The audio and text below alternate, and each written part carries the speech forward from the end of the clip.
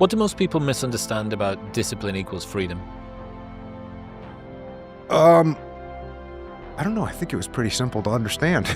I agree, but it's with simplicity comes an awful lot of opportunity for people to. Yeah. I guess there's always people that, as they're trying to fish for a contrarian thing to say, which I think you kind of have to fish for it. I think you have to work for it to get with that statement. But, there's such a thing as too much discipline, and if you have so much discipline in your life, then you won't be enjoying your life. And cool, yep. If you are so disciplined that you never go out and you never eat a pizza, cool. You might be bummed out. Yep, you can go too far with it. Mm-hmm. But generally speaking, if you have an occasional pizza because they taste really good, and once a month or whatever, you go down to the pizza place and you get a pizza, cool, good for you. That's going to be awesome. And that's the reward for freedom. But I think it's pretty straightforward. And I guess if I was to fish a little bit more, I would say that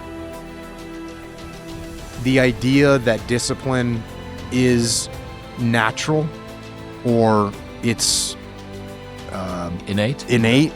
And actually my middle daughter, who's a jiu-jitsu player, she was actually speaking the other day, and one of the things that she said was she was speaking about discipline, and she said, I was training. My dad and I, we went to the gym the other day, and we were both training, and I was training with the guys that I train with, and she was training with people she trains with, and it's a Sunday, and we're training. We're both like really tired when we're done, and we get done, and we're kind of sitting up on the mats, and we're talking, and I look at her, and I said, not one part of me wanted to come train today. Like 0% of me wanted to come train today. And I'm so glad I came and trained. Because, you always feel great when you get done training. But so my daughter went and spoke to this group, and she said, my dad, Mr. Discipline, who's been on this path for however many decades, my dad didn't want to train. And he had to go, hey, doesn't matter whether you want to do it or not, you got to have the discipline, go do it. And he did, and he got done with it. So, and I think that's a good thing to remember, that discipline isn't just, this person is, quote, more disciplined than this other person. It's like, no, this person is choosing discipline, this person is not. That's the way it is. Mm-hmm. So I think that's an important thing to remember. You have the option of being disciplined. You don't have the option of being born 6'4", right? You don't have that option. You either are or you're not. But you do have the option of choosing discipline or not. So discipline, not necessarily something that you're born with? I don't think so at all. I think maybe there's some small percentage of it. Maybe this person's a little bit more innately disciplined than this other person, but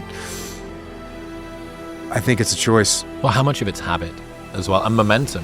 As you said, that I think this is one of the vicious cycles that people get into, and it's also why you see people that have unbelievably outsized results in life, and those who kind of have consistently bad results in life, because each positive experience is self-reinforcing. It tells you a story about the sort of person you are, and you start to build on good habits, and these good habits show you more good habits, and you get a little bit more confidence, and you get a little bit more, and you say, well, this is part of my identity now, actually. You can push myself a little bit, so and you're like, holy fuck, like, to the 1% per day increase, and you end up at some unbelievably big number by the end of the year. But you also see the opposite, and this is how you get very diverging outcomes from people that started at relatively similar places.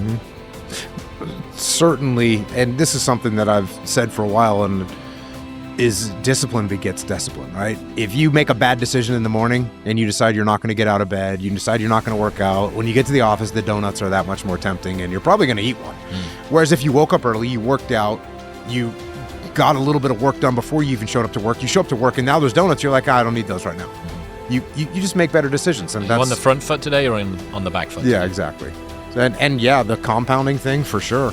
And you make one good little decision that leads to another good little opportunity. And I'm sure you have friends like this too. I have friends that made just small decision after small bad decision after small bad decision, and they end up in terrible, terrible places, which is awful to see. an interesting pivot on the make one good decision begets another good decision is when you've got a difficult conversation to have. My friend Alex says, the life that you want is on the other side of the difficult conversations you're unprepared to have. And he uses this analogy of when, you work up to it for ages and the stress and you're in the Humvee, metaphorically driving up to the conversation, and you finally do it and you go, oh, I feel amazing. And then immediately, like a psychopath, like a serial killer, you look around and you go, what other bad conversations can I have? And you're like seeking out targets. You're like, I need to ring my mum and tell her that she did that thing. I've got that guy that didn't deliver the Amazon parcel correctly, and I need to speak to this supplier, blah, blah, blah. But it's the same with that. Mm-hmm. This sort of momentum thing is a big deal. And it's why... In that vein, when I don't feel like going to train jiu-jitsu, or I don't feel like waking up, or I don't feel like working out, whatever that thing is, that feeling that I mentioned to my daughter of like, I'm so happy I came and trained today, I know that feeling so well that it just totally overrides the... Oh, so you're projecting yourself. Yeah, I'm just like, oh yeah, I know how much better I'm going to feel in an hour and a half. I know that feeling so well. And I also know the other feeling, which is, man, I didn't train today.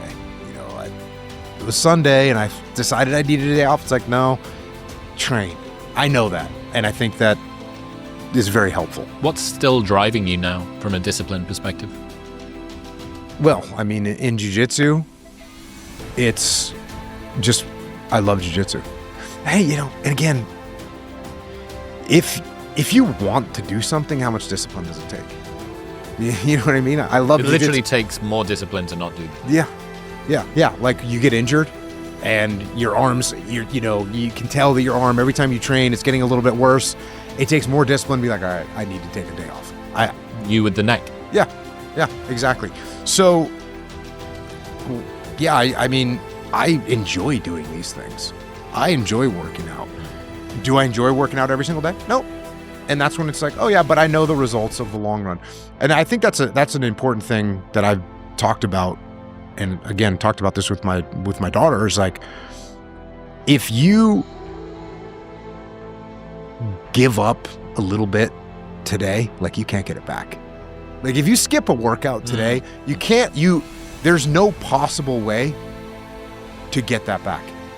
When you let something go, it's gone. And Rome wasn't built in a day, but Rome didn't fall apart on a day either. It didn't fall apart because of one thing. It falls apart just a little bit at a time. Yeah, nobody gets fit overnight, nobody gets fat overnight either. Exactly. And so you can't submit. You can't submit. You have to get in there and keep it going. And I know the results of not doing the thing are not good. And I enjoy doing the thing, so in order to keep doing the thing, you got to do the thing. Yes, it is. It's this endless fucking infinite regress of doing the thing. Yeah. Yeah, I kind of get the sense as well with that story about not wanting to go to the gym. I do think that that's the difference between discipline and motivation. Right. Motivation. I didn't want to do the thing. Discipline. I did the thing in spite of not wanting to do the thing. Yep. And I've said many times, you can't count on motivation. Like, it's not going to be there for you. Yeah. Or it may, but it may not be. And it's lovely when it comes along. If you wait for it to be there, you might be waiting more than you should.